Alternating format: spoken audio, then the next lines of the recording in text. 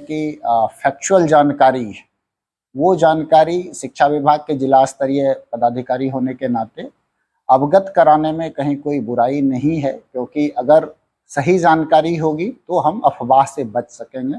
ये भी उनका दायित्व है कि कोई सूचना अगर हमें प्राप्त हो रही हो, चाहे उसका माध्यम कोई भी हो, सामान्य व्यक्ति से सूचना प्राप्त हो, चाहे हमें हमारे ज़िले के जो पत्रकारगण हैं, जो हमारे ज़िले के प्रेस मीडिया के बंधु हैं, किन्हीं के भी माध्यम से अगर कोई सूचना प्राप्त होती है जो हमको व्यवस्था को बेहतर बनाने में उपयोगी साबित हो सकती है, मददगार साबित हो सकता है, तो उसको हमको सकारात्मक रूप से लेना चाहिए।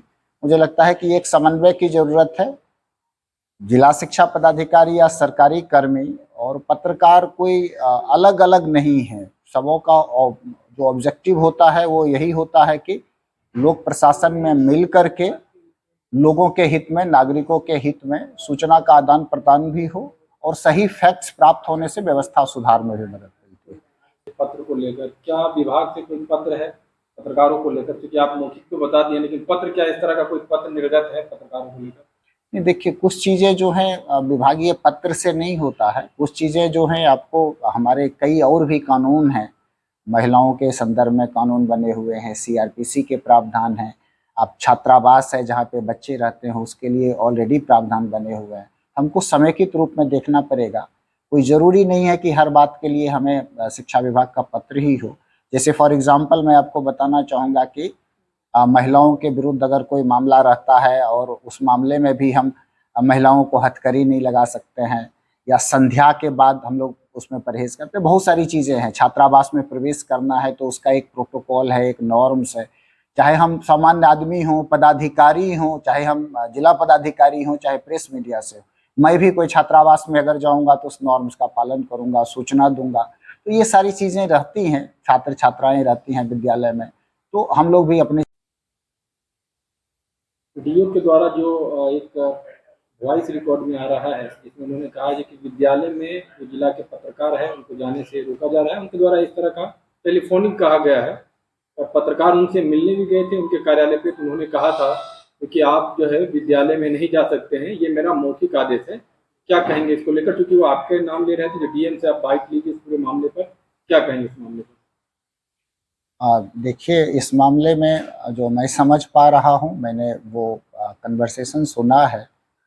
जो हमारे यहाँ की शैक्षणिक व्यवस्था है, शैक्षणिक व्यवस्था के तहत जब विद्यार्थी परीक्षा के अंदर होते हैं या कक्षा रूम में होते हैं, ऐसी स्थिति में जो कक्षा है उसका संचालन, उसको सुचारू रूप से चलाने के मद्देनज़र इस बात का ध्यान रखा जाना चाहिए कि वहाँ पर कोई भी चीज़ अगर बाहरी हस्तक्षेप हो रहा हो तो उसके लिए जो ऑथराइज्ड पर्सन हैं उनकी अनुमति हो। जहाँ तक ये बात है, मुझे लगता है कि जिला शिक्षा पदाधिकारी के द्वारा सही तरीके से तथ्य को रखा गया है।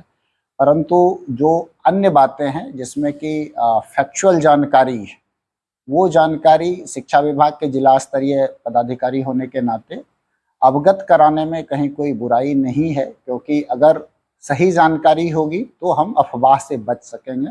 ये भी उनका दायित्व है कि कोई सूचना अगर हमें प्राप्त हो रही हो, चाहे उसका माध्यम कोई भी हो, सामान्य व्यक्ति से सूचना प्राप्त हो, चाहे हमें हमारे ज़िले के जो पत्रकारगण हैं, जो हमारे ज़िले के प्रेस मीडिया के बंधु हैं, किन्हीं के भी माध्यम से अगर कोई सूचना प्राप्त होती है जो हमको व्यवस्था को बेहतर बनाने में उपयोगी साबित हो सकती है, मददगार साबित हो सकता है, तो उसको हमको सकारात्मक रूप से लेना चाहिए।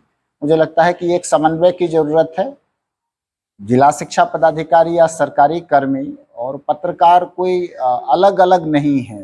सबों का जो ऑब्जेक्टिव होता है वो यही होता है कि लोक प्रशासन में मिल करके लोगों के हित में, नागरिकों के हित में सूचना का आदान प्रदान भी हो और सही फैक्ट्स प्राप्त होने से व्यवस्था सुधार में भी मदद मिलती है। तो मुझे लगता है कि इसको